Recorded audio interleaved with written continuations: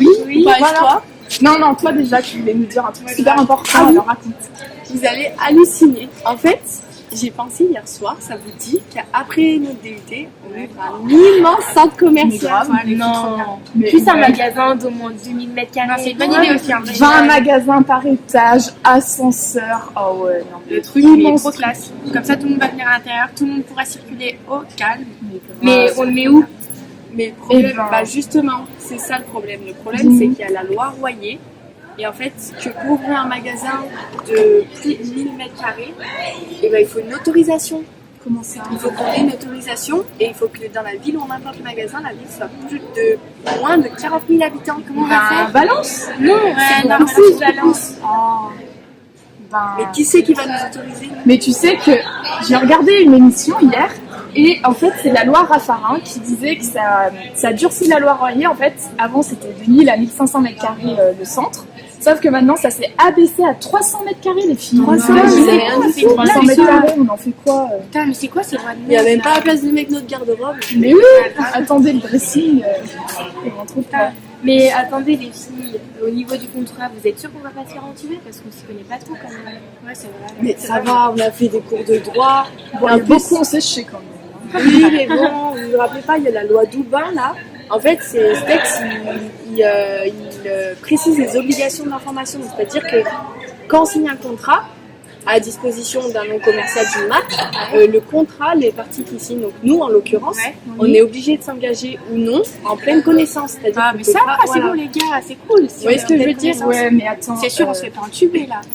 Je sais pas parce que quand même il y a la. Je les aime bien mes lunettes. Bah ouais, elles sont sympas, franchement.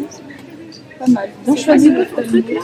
Bah en fait, il y a la loi Sapin qui qui réglemente, enfin, c'est une loi qui est relative à la prévention de la corruption, la transparence de la vie économique, etc.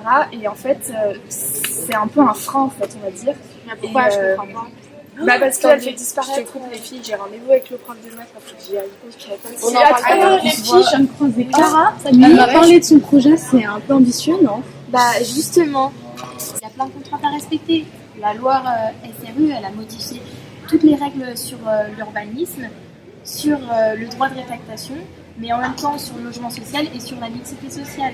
Elle permet de renforcer la démocratie et de favoriser la décentralisation.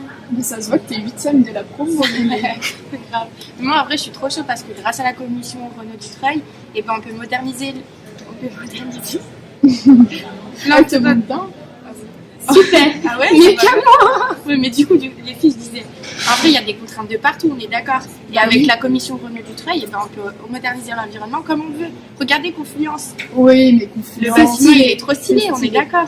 Ouais. Là, je regarde l'heure, j'ai un rencard. Elle me coupe en plein milieu de la conversation. Cool. Bon, du coup, vas-y. Ouais, Confluence.